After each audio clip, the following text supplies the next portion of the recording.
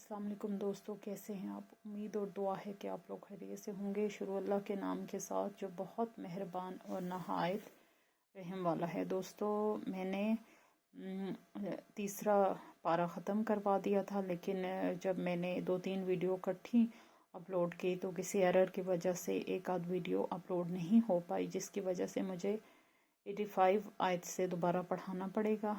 और मैंने बीच में 8-9 दिन का गैप लिया है, क्योंकि मैं बच्चों के साथ अपनी अम्मी की तरफ गई हुई थी और वहाँ मुझे इतनी मोहलत नहीं मिली कि मैं वीडियो बना पाती।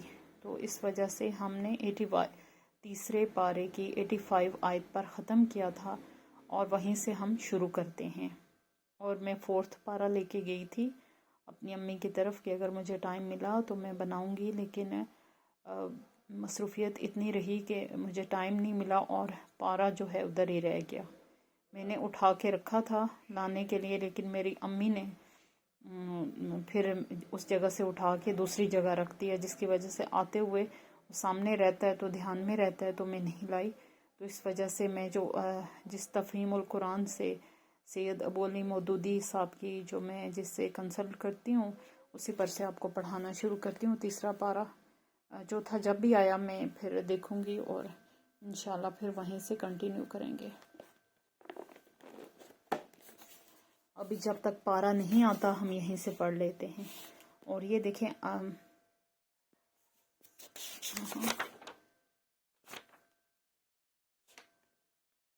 पारा 3 है। अच्छा जी, ये देखें जी, आप देखें 85 आयत है। अब हम 86 से पढ़ेंगे। पहले दुआ पढ़ लेते हैं। रब्बी श्रह ली सदरी व यस्सिर ली अमरी वहलुल उक़दतम मिन लिसानी यफ़क़हू क़ौली।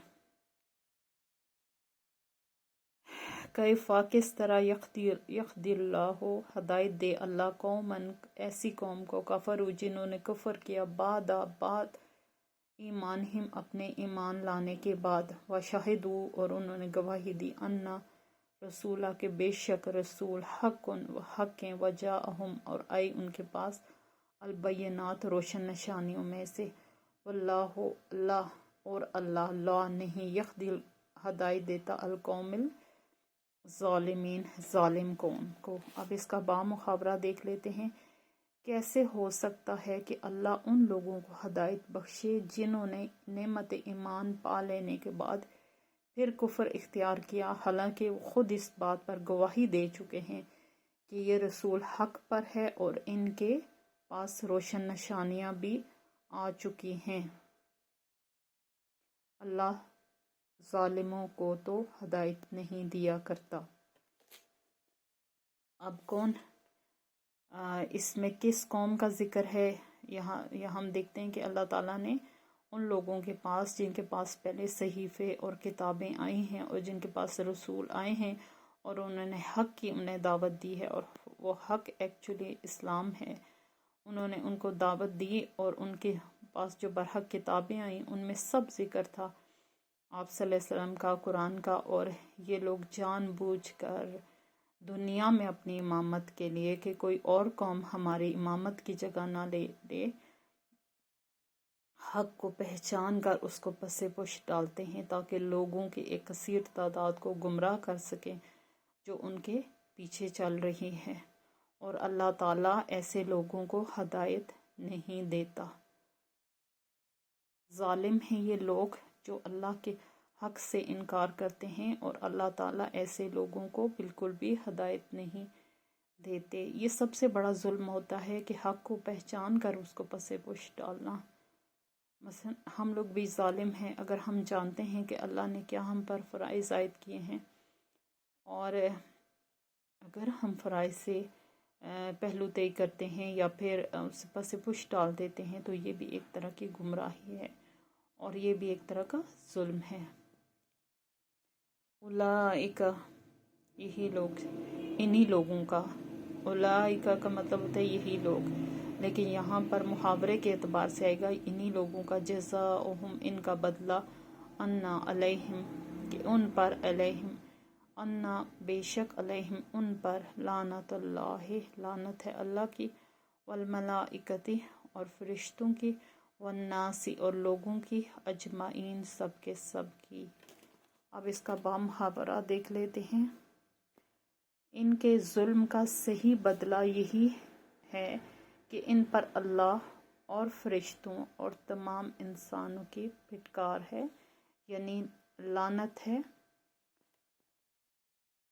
तो अल्लाह ने ऐसे जालिम लोग, तो देखते हैं कि यहाँ पे अल्लाह ताला क्या फरमा रहे हैं कि वो जालिम लोग जिन्होंने हक को पसे पुश डाला, हक को झुटलाया और हक से पहलूतई की और लोगों को गुमराह करके अपने पीछे चलाया और अपनी किताबों में तब्दीलियां की, ऐसे लोगों का क्या बदला है? उनका बदला सही सही उनका बदला ये है कि उन पर लानत है अल्लाह रब्बुल इज़्ज़त की, फरिश्तों की और सब लोगों की। और ये बहुत बड़ी लानत है। अल्लाह ताला हमें इस इतना ज़्यादा जो है गुमराह होने से बचाए हम सबको। खालिदीना फीहा हमेशा रहने वाले हैं इसमें, यानी कि लानत के अंदर रहेंगे, अजाब के अंदर रहेंगे और हमेशा रहने वाले हैं। ला युखफ़फ़ु नहीं कम किया जाएगा, अनहुमुल अज़ाब इनके ऊपर से, अनहुम उनके ऊपर से, अल अज़ाब अज़ाब वाला, और ना हम वो युनज़रून मोहलत दिए जाएंगे। जब एक दफ़ा उन्होंने अपने लिए जहन्नुम खरीद ली, एक दफ़ा उन्होंने अपने लिए बदबख्ती का फ़ैसला कर लिया, एक दफ़ा उन्होंने दुनिया को चुन लिया, तो क्या होगा? उन पर एक अज़ाब उनके लिख दिया जाएगा, उनके नामा इमाल में उनके लिए जहन्नुम वाजिब कर दी जाएगी। और ये अज़ाब ऐसे होंगे, और दुनिया में भी ऐसे लोगों को अज़ाब मिलता है। इस अज़ाब के अंदर हमेशा रहने वाले हैं और इसमें कोई कमी नहीं, इस अज़ाब में कोई कमी नहीं की जाएगी और ना ही किसी तरह की उनको मोहलत दी जाएगी। इल्लल्लाज़ीना मगर वो लोग, इल्ला मगर अल्लाज़ीना वो लोग, ताबू जिन्होंने तौबा की, मिन बादी ज़ालिका इसके बाद, व अस्लहू और उन्होंने इस्लाह की, व इन्नल्लाह तो बेशक अल्लाह गफूर रहीम बख्शने वाला और मेहरबान है। अब देखते हैं इसका बामुहावरा। अलबत्ता वो लोग बच जाएंगे जो इसके बाद तौबा करके अपने तर्ज अमल की इस्लाह कर लें, और अल्लाह बख्शने वाला और रहम फरमाने वाला है। यानी कि अब अल्लाह पाक इस आयत में क्या फरमा रहे हैं, ये कि जिन्होंने इस हद तक गुमराही की और हद से निकल गए, मुकर्रर हद से निकल गए और उन्होंने अपने लिए जहन्नुम खरीद ली, लेकिन ज़िंदगी ने उन्हें मोहलत दी कि वो, चूँकि अल्लाह ने तौबा का दरवाज़ा तमाम इंसानियत के लिए रखा है ना, तो इस वजह से अगर उन्होंने किसी लम्हे, ज़िंदगी के किसी लम्हे पर महसूस किया कि जिसको वो छुपाते हैं वो बातिल है, और जिसको वो बातिल और हक में उनको पहचान हो गई, और तो ऐसे लोगों के लिए अल्लाह के पास हमेशा माफ़ी की गुंजाइश होती है। अल्लाह ताला की चूँकि सिफ़त है कि वो बहुत बख्शने वाला और रहम फरमाने वाला है, तो अगर वो तौबा कर लेंगे और अल्लाह की तरफ रुजू कर लेंगे तो बहुत मुमकिन है कि हमारा करीम रब, और जिसका नाम ही रहम फरमाने वाला है, वो उन्हें बख्श दे। अब उसके बाद देख लेते हैं, इन्नल्लज़ीना बेशक वो लोग, कफरू जिन्होंने कुफर किया, बादा ईमानहिम अपने ईमान के बाद, सुम्मा फिर, सुम्मस्तादु फिर बढ़ गए, कुफरन कुफर में, लन हरगिज तुकब्बला नहीं कबूल किया जाएगा, तौबा तो हम उनकी तौबा, उलाइका और यही लोग, हमुद्दालून वो हैं जो गुमराह हैं। यहाँ पे बामुहावरा देख लेते हैं। रहम मगर जिन लोगों ने ईमान लाने के बाद कुफर इख्तियार किया, फिर अपने कुफर में बढ़ते चले गए, इनकी तौबा भी قبول نہ ہوگی، ایسے لوگ تو پکے گمراہ ہیں۔ کیا ہو گیا کہ کچھ لوگ ہر گروپ میں، ہر زندگی کے ایون ہر جگہ، ہر مطلب جہاں بھی معاشرت ہے وہاں پہ تمام کے تمام لوگ گمراہوں میں بھی گمراہ نہیں ہوتے۔ کچھ ایسے لوگ ہوتے ہیں جن کے دل ہدایت کے لیے انہیں ہدایت دی جاتی ہے، یا ان کی دل کی مٹی نرم ہوتی ہے۔ کسی وقت ان کے دل میں انسان کا نفس اور اسے اچھائی کی طرف ہی مائل کرتا ہے، کسی وقت وہ اپنے نفس میں آ جاتے ہیں اور کہتے ہیں کہ جو ہم کر رہے ہیں وہ ظلم ہے۔ لیکن کچھ لوگ ایسے ہوتے ہیں کہ جو کفر میں حدیں کراس کرنے والے اور سرکش، حد کراس کرنے والے کو سرکش کہا جاتا ہے۔ اور کچھ لوگ ایسے ہوتے ہیں کہ جو کفر میں ڈٹے رہتے ہیں آخری دم تک، اور یہاں تک کہ ان کی موت کا وقت آ جاتا ہے تو ایسے لوگوں کی توبہ قبول نہیں ہوتی۔ جب آپ کے سامنے موت کھڑی ہو اور آپ کہیں کہ یا اللہ مجھے معاف کر دے، اب ایسا نہیں ہو سکتا۔ انسان جیتی سانسوں میں جب تک اس کی موت کا پتہ نہیں ہو سکتا ہے، رات کو موت آ جائے لیکن صبح اس نے توبہ کر لی ہے تو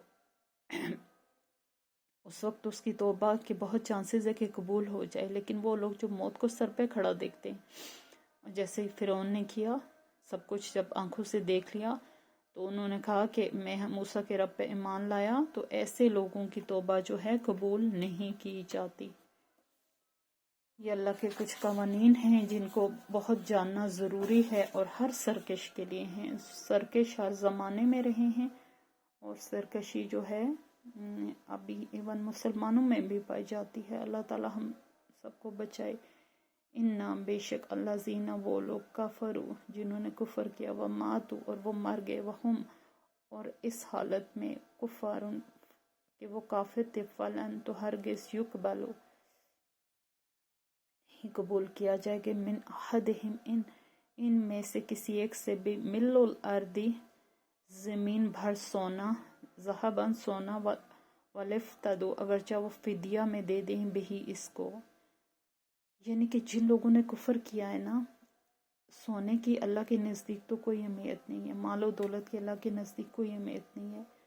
اللہ پاک فرماتے ہیں کہ میرے نزدیک ان کی اہمیت مچھر کے پر کے برابر بھی نہیں ہے۔ تو دنیا میں کیا ہے؟ سونا، پیسہ، مال، دولت، ایکچولی یہ چیزیں انسان کو گمراہ کرتی ہیں۔ جب ایکسس انسان کے ہو ان تک، اور پھر وہ اس کی زندگی میں کثرت بھی ہو جائے، تو پھر وہ زیادہ تر ان چیزوں کے ساتھ شیطان لگا ہوتا ہے، وہ انسان کو گمراہ کرتا ہے۔ تو وہ لوگ جنہوں نے کفر کیا اور اس حالت میں مر گئے کہ وہ کافر تھے، تو وہ اگر اپنی جان بخشی کے بدلے میں زمین بھر سونا بھی دے دینا فدیے کے طور پر، تو وہ قبول نہیں کیا جائے گا۔ ان کے لیے جو فیصلہ ہو چکا ہے عذاب کا، وہ ہو چکا ہے۔ اللہ تعالیٰ اپنے فیصلوں کو تبدیل نہیں کرتے، نہ ہی ان سے کسی قسم کی سفارش قبول کی جائے گی، اور نہ ہی ان سے رشوت قبول کی جائے گی۔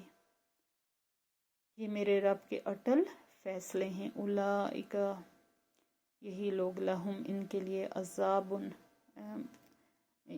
اولئک یہی لوگ، لہم ان کے لیے عذاب علیم دردناک عذاب ہے، وما اور نہیں لہم ان کے لیے من ناصرین مددگاروں میں سے کوئی۔ اب ایسے لوگوں کے لیے دردناک سزا تیار ہے، اور وہ اپنا مددگار نہ پائیں گے۔ یعنی کہ وہ کچھ بھی کر لیں وقت گزرنے کے بعد اور حق کی پہچان کے بعد، وہ کچھ بھی کر لیں تو ان سے کسی قسم کی ان کو معافی نہیں دی جائے گی۔ اور دوستو آپ جانتے ہیں کہ جو عذاب ہیں آخرت کے، اللہ تعالی ہم سب کو بچائے، اور ہمیں اپنے نامہ مال میں اچھے کام کرنے کی، ہمیں اپنے نامہ مال جب تک ہمارا لکھا جا رہا ہے ہمیں اچھے کام کرنے کی توفیق دے، آمین۔ تو جن لوگوں کے لیے فیصلہ ہو چکا ہے ان سے کسی قسم کی سفارش، رشوت قبول نہیں کی جائے گی، ان کا ایک اٹل فیصلہ ہو چکا ہے عذاب کا، اور وہ کسی کو اپنا مددگار نہیں پائیں گے۔ یہاں وہ شیطان کے پیچھے چل رہے ہیں، وہاں وہ رجیم ان کی مدد نہیں کر پائے گا، وہ خود اللہ کی طرف سے عذاب میں ہوگا۔ جس بندے کے لیے خود جہنم واجب ہو، وہ کس طرح جہنم سے کسی کو بچا سکتا ہے؟ آگے دیکھ لیتے ہیں، چوتھا پارہ شروع ہو گیا ہے تو پڑھ لیتے ہیں، تھوڑا بہت دیکھتے ہیں۔ لن تنالوا البر، ہرگز تم نہیں پہنچ سکتے نیکی کو، حتی یہاں تک کہ تنفقو، تم خرچ کرو، مما اس میں سے، تحبون جو تم محبت رکھتے ہو۔ با محاورہ دیکھیں، تم نیکی کو نہیں پہنچ سکتے جب تک کہ وہ اپنی وہ چیزیں خرچ نہ کرو جنہیں تم عزیز رکھتے ہو۔ اب کیا ہے کمال نیکی کی یہاں بات ہو رہی ہے، نیکی کی ایک جو عمدہ اور اعلیٰ نیکی ہے اس کی بات ہو رہی ہے کہ تم اس کو نہیں پہنچ سکتے جب تک کہ تم وہ چیزیں اللہ کی راہ میں خرچ نہ کرو جنہیں تم عزیز رکھتے ہو۔ عزیز کیا چیز ہوتی ہے؟ پیسہ اور پیسے سے خریدی گئی چیزیں۔ اور جب تک ہم مال اللہ کی راہ میں خرچ نہیں، ہم نیکیاں کریں، ہم چھوٹی موٹی نیکیاں کریں، بے شک بلا شبہ ان کا اجر ہے۔ جب ہم چھوٹی چھوٹی نیکیاں کریں گے نا تو اللہ تعالی ہمیں بڑی نیکیوں میں بھی آزمائے گا، اور وہ وقت ہوتا ہے آزمائش کا، اس میں انسان نے پورا اترنا ہوتا ہے۔ لیکن کیا چیز لوگ اس آزمائش میں پورا نہیں اتر پاتے؟ مال کی محبت میں، اپنے مال کو اللہ کی راہ میں خرچ کرنا انہیں بہت اوکھا لگتا ہے۔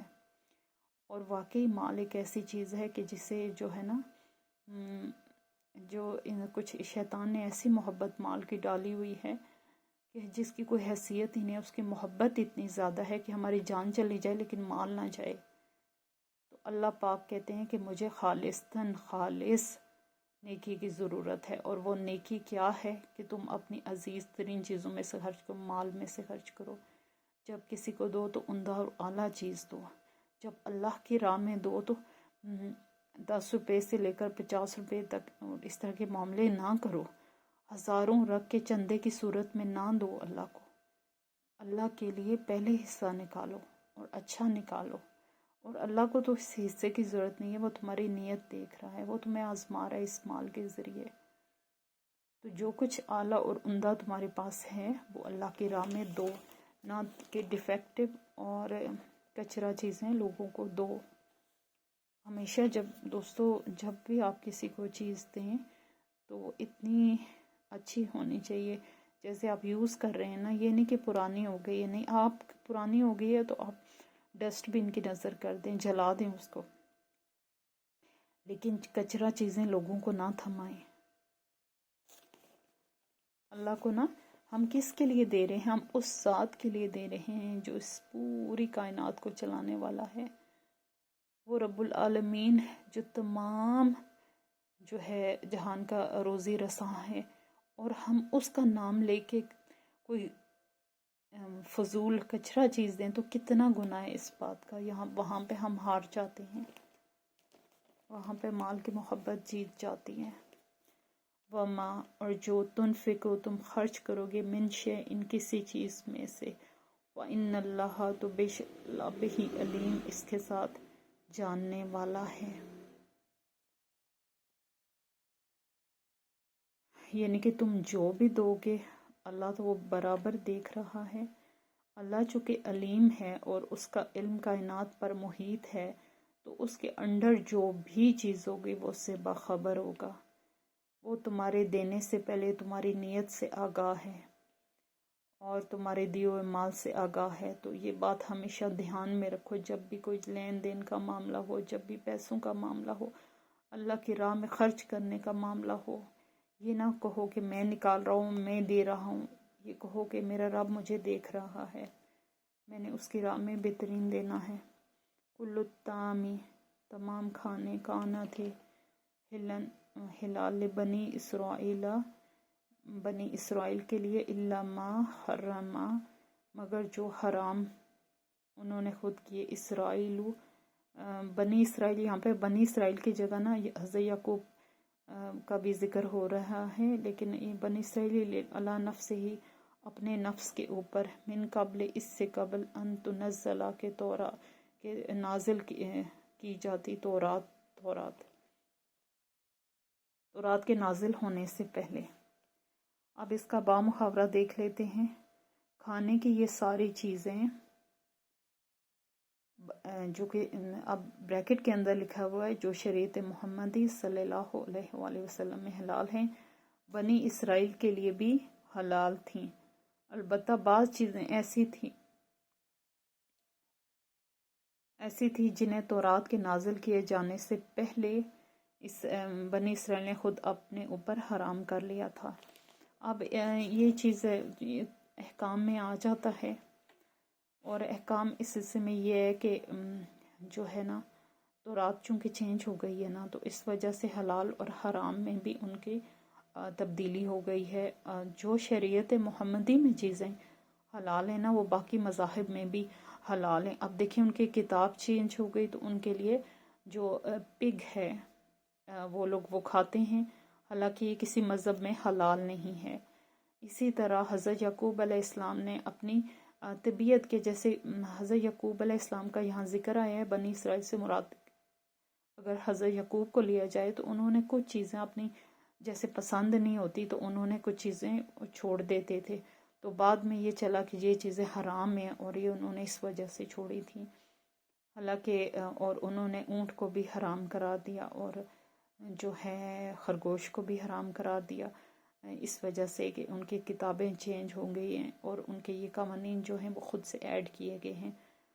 ورنہ ہر حلال چیز ہر مذہب میں بتاتی آ رہی ہوں آپ کو کہ حضرت آدم علیہ السلام سے لے کر حضرت محمد صلی اللہ علیہ وآلہ وسلم تک تمام نبیوں نے ایک ہی دین کا پرچار کیا ہے، اور وہ ہے اسلام۔ اور جو ہمارے مذہب میں چیزیں حلال ہیں وہ باقی مذاہب میں بھی حلال تھیں، لیکن ان میں بہت ساری تبدیلیاں اور انسانوں کی طرف سے ایڈ کر دیا گیا، جس کی وجہ سے وہ ان کا کھانا پینا بھی جو پابندیاں ہیں نا ان کے اندر ان کی خود کی لگائی ہوئی ہیں۔ فمن افترا، تو اس سے بڑا اللہ، تو اس سے الکاذبہ، فمن افترا علی اللہ الکذبہ، تو اس سے بڑا ظالم کون ہے جو اللہ پر جھوٹ باندھے، من بعد ذالک، بعد اس کے، فاولئک، تو یہی لوگ ہم الظالمون، ظالم ہیں۔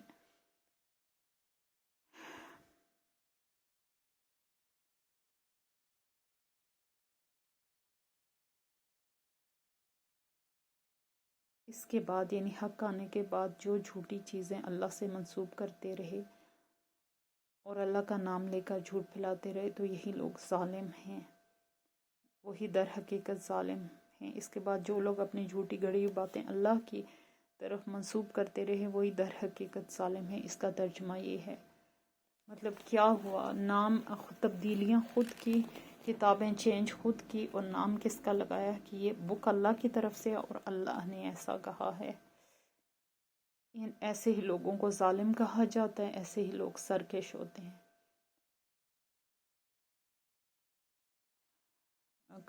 کل کہہ دیجئے صدق اللہ، سچ کہا اللہ نے۔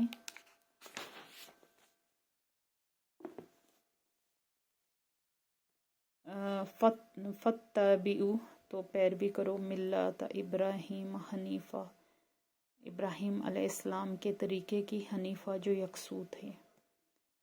اب کتنی عجیب بات ہے کہ حضرت ابراہیم، یہ یہود، نصارہ اور یہ سب لوگ جن کے پاس صحیفے آئیں، جن کے پاس اللہ کی طرف سے کتابیں آئیں، یہ سب لوگ اللہ کے جو ہے نا اللہ حضرت ابراہیم علیہ السلام کو تو مانتے ہیں، اور حضرت ابراہیم علیہ السلام کون تھے؟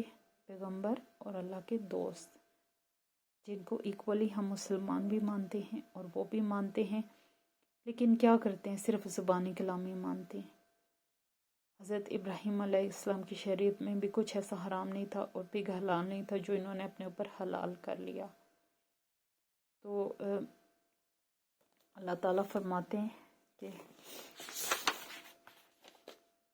سچ کہو، اللہ ترجمہ دیکھو، اللہ نے جو کچھ فرمایا ہے سچ فرمایا ہے، تو یکسو ہو کر ابراہیم علیہ السلام کے طریقے کی پیروی کرنی چاہیے. تو جیسا کہ اگر زبانی کلامی ابراہیم یہ نہ کہو کہ ہم ابراہیم علیہ السلام کو مانتے ہیں، ان کو ماننے کے لیے ضروری ہے کہ ان کی سنت کی، ان کے طریقے کی پیروی کرو جو سراسر اسلام پر مبنی ہے، لیکن ان کے قول و فعل میں تضاد ہے. یہود و نصارہ کی بہت ساری جو ہے من گھڑت کہانیوں کو وہ کہتے ہیں کہ لوگ ایز اٹ از تسلیم کر لے، دنیا ایز اٹ از تسلیم کر لے، اسلام تسلیم کر لے، جبکہ اسلام جو ہے حق و باطل میں امتیاز کرتا ہے، اور وہ کبھی کسی ایسی چیز کو مانتا نہیں ہے جو کہنے کی حد تک تو درست ہو، لیکن جب پریکٹس میں آئی تو وہ ایک اور چیز ہو. اسلام اس طرح کی منافقت کو پسند نہیں کرتا. وَمَا كَانَ مِنَ الْمُشْرِكِينَ، اور وہ نہیں تھے کافروں میں سے. حضرت ابراہیم کون تھے؟ وہ کافروں میں سے نہیں تھے. دوستوں یہ 95 آیت ہو گیا. اور یہاں پہ یہ تھا کہ حضرت ابراہیم علیہ السلام کون تھے؟ وہ مشرکین میں سے نہیں تھے. اب کتنی واضح ہدایت ہے ان لوگوں کے لیے. قرآن ایک ایسی الہامی کتاب ہے جس میں کوئی تبدیلی نہیں، اور جو قیامت تک ایز اٹ از رہے گی، اور جس کے احکام خدائی احکام ہیں، اللہ کی طرف سے ہیں، اور اس کا لفظ بلفظ اللہ کی طرف سے ہے. تو کیا کہہ رہا ہے قرآن؟ اللہ پاک کیا کہہ رہے ہیں کہ حضرت ابراہیم علیہ السلام مشرکین میں سے نہیں تھے. تو یہ کیسے ہو سکتا ہے کہ ایک ان کے فالورز مشرکین ہو؟ تو یہ اس وجہ سے ہے کہ یا تو وہ انہیں مانتے ہی نہیں ہیں، یا پھر ان کی سنت پر عمل نہیں کرتے. ان کے قول و فعل میں بہت زیادہ تضاد ہے. دوستوں ہم نے 85 سے شروع کی اور 95 تک پڑھی، اور زیادہ بھی پڑھ سکتے تھے لیکن مغرب کا ٹائم ہو گیا، اور جو ہے آیات چھوٹی تھی تو میں نے 10 پڑھا دی، اور بیچ میں گیپ بھی بہت ہے. تو اب انشاءاللہ جب یا تو میرا پارا آ جائے گا کہوں سے، اور اگر نہ آیا تو پھر چوتھا مطلب ہم یہیں سے پڑھتے رہیں گے جب تک کہ پارا آتا ہے.